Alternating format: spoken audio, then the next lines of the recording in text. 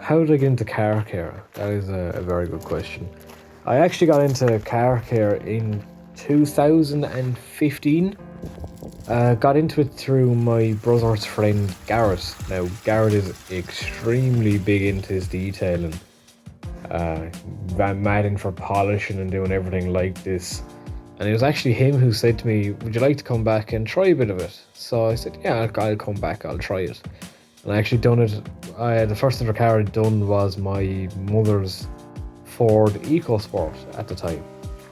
So I went back to his house where his shed is and tried a bit of it, and I kind of had a little hang of it when I first started doing it. Slowly picked it up and started getting better at it as time went on, and as the day progressed he showed me all little tips and tricks and stuff on how to do it. And yeah, really enjoyed it. Enjoyed it to the point where he said, look, I have a few more cars coming in, come back, give a hand, I'll give you a bit of money for doing them. So kind of went off with him then some of the times and started doing it and really got the hang of it. Really thoroughly enjoyed that, and if it wasn't for him saying come back and try it out, I probably wouldn't be in the situation I'm in now. Welcome to Road to Detailing. This is a very special episode to me because of two main reasons. One, this is the final bath and last appearance of my well-beloved Prius, where we go a little bit deeper than normal and give a well-deserved undercarriage rinse, then use CarPro lift for pre-wash as well as for contact wash, and for finishing it will be followed up by Build Humber's touch-on, and give that final glory to its upcoming future with his new owner. Reason number 2, I met with a young but very enthusiastic and passionate person, Rowan. And during this emotional roller coaster, he shared so many great thoughts in different topics that have left me with a bigger impact, and I'm sure there is going to be something valuable what you can take away from him until you reach the end of this video. Now, let's continue and get rid of 3 months of salt, grime and dirt.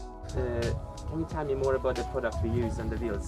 Yeah, we used Cleaner Car's Pro range pH neutral wheel cleaner. I actually ran out of it the other day, so what's in the bottle now is Reflect Auto Car's alkaline based cleaner, diluted at 1 litre of product to 4 litres of water.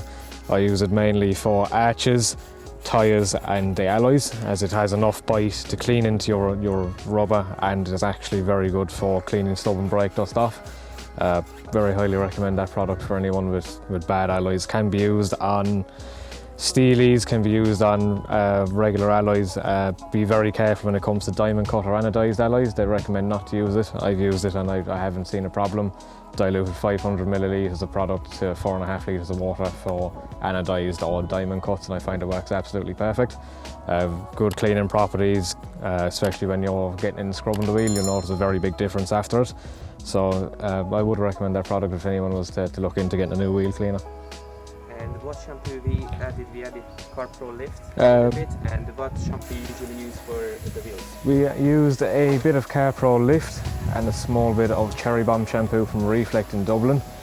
Mixed it into the bucket, put the power hose in, let it foam up. I find just even that as well gives a little bit more bite into a product, especially when you see the foam, you can see the dirt lifting from the tyre, which is the best thing. Nice little subtle touch.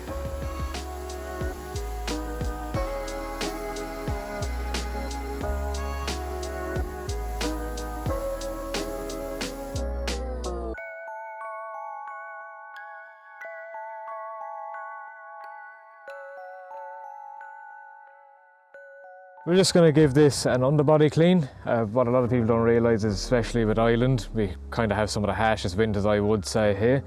Especially with water and rain. As you know, Ireland isn't exactly the driest of places. And a part of the car that really gets overlooked when it comes to detailing is the undercarriage.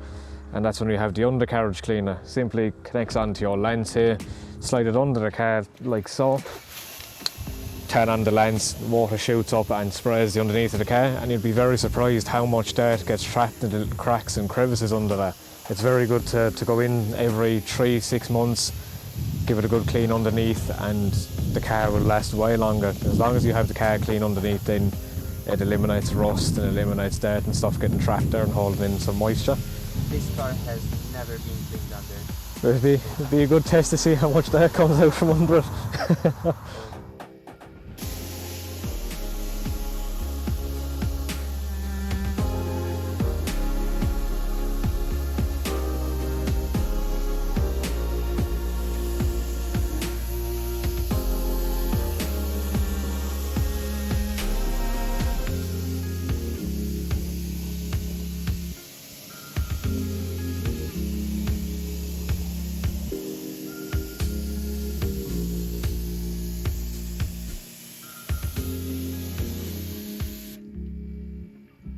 As for the most difficult thing I faced when starting, that would have been what products to buy and also building my customer base up.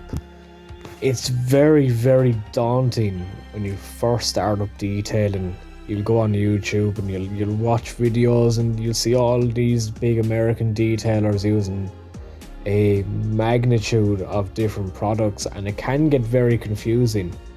There is some products in Halfords and the likes of stuff you can just pick up off the shelf that are extremely good, but you can easily get caught up spending an absolute ball of money by just going around Halfords and picking up bits and pieces. Whereas if you go to a detailing suppliers, the odds are you're going to get a bulk purchase of your chemical, and when you dilute it down, it really works out at like €1 a car or something extremely cheap like that.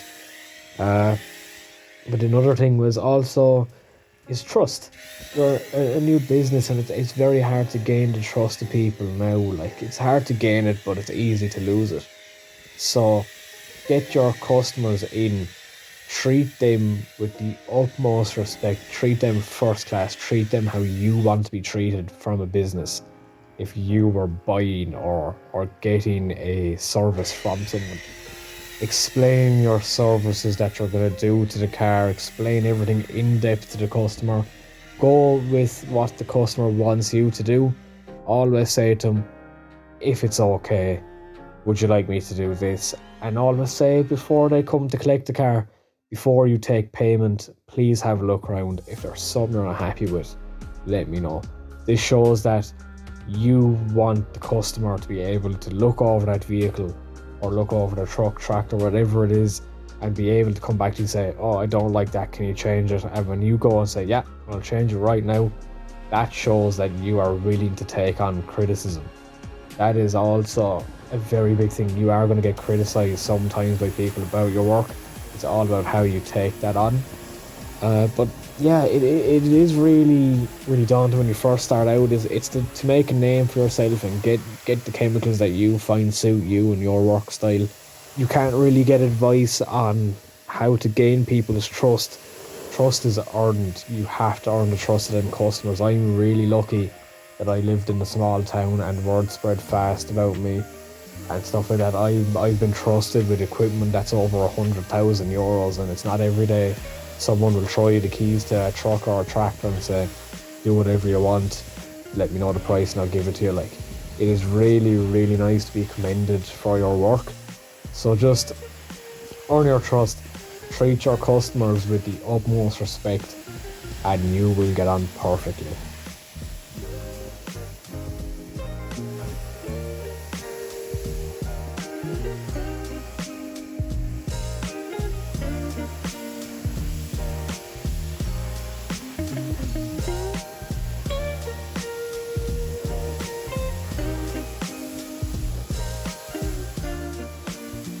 CarPro lift diluted 1 to 10 did a fairly good job by removing a good amount of grime and dirt, also helped to eliminate the vast majority of bugs that I didn't expect, because these bodies have been baking on the panels over 3 months. Does Lift the best pre-wash snow foam I have tried so far? No, it doesn't, but I like it. Lift has a wet kind of density, so it won't cling too long, but the good thing about that, it will be easy to rinse off as well. I also like the nice refreshing citrus smell, although CarPro Lift isn't the kind of snow foam I would use on a regular basis because of its alkaline pH. However, Lift isn't the most powerful alkaline foam in my personal opinion.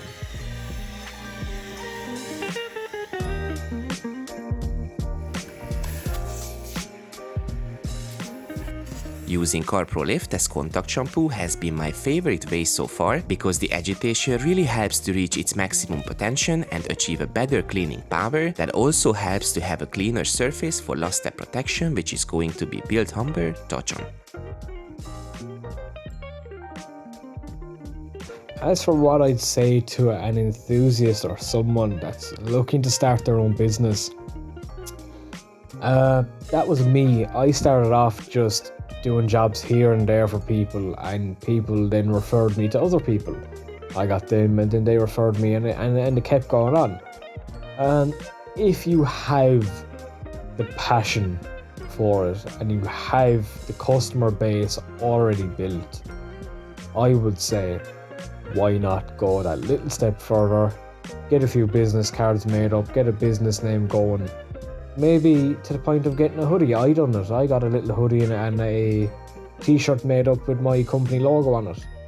It's your walking talking billboard. Then get a couple of thousand business cards, they're relatively cheap, put them in your local area, shops, post offices, chippers, stuff like that, and slowly start to build up your customer base. As I said, if you have the passion for it, go for it. The worst thing that can happen is you fail, but you fail, get back up, dust yourself down, stand up tall, go at it again, fail again, get back up and keep going, keep trying till you succeed. All failure can teach you is where you've gone wrong, what you can improve on, and that's the best thing. Everyone fails in life. Everyone is going to wake up sometime in their job and be like, oh God, why do I have to do this? I've been like that before, but we're human, that's what happens. So what I would say to you is, if you're going to start up, get chemicals that are going to be cost effective, that are going to go along for you. You may have to spend quite a bit to start up, but give it time, you're going to be in profit.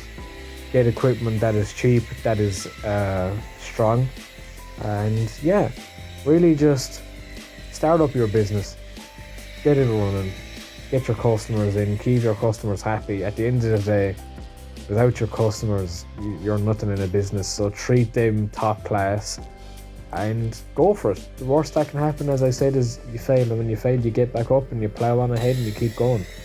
And I'm more than happy to talk to anyone on one-to-one about this, because I think it's brilliant for someone to start up their own business. It teaches you a lot. It teaches you to respect money, and it teaches you that, like, you can do it.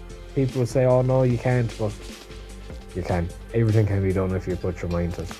I think the long run for me is to keep building the business, keep making it better, get the garage built, and hopefully in the next few years get a van. I'd really like to get a van and have it kitted out for detailing so I could do mobile work.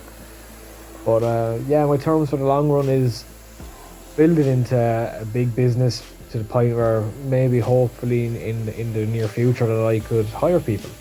That is the dream, is to be able to be my own boss and have my own business and be able to sit back of an evening and be like, this is what I've built. So I'm really hoping that it can grow to be that much, and I'm really, really proud and really grateful of the people who have trusted me, and I cannot thank them enough, because without them it wouldn't have been possible.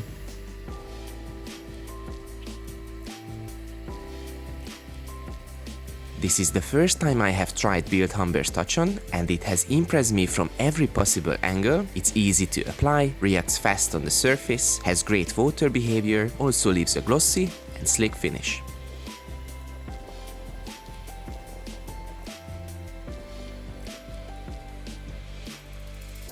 My old friend has been in the very best hands with you, Kyle, and the whole conversation had such an impact on me personally that I would like to thank you as well. This probably has been a different video than you expected when you clicked on it, but I hope you could take away something from it and enjoy the very last wash of the All Star. If so, please show some love towards the video and hit the like button.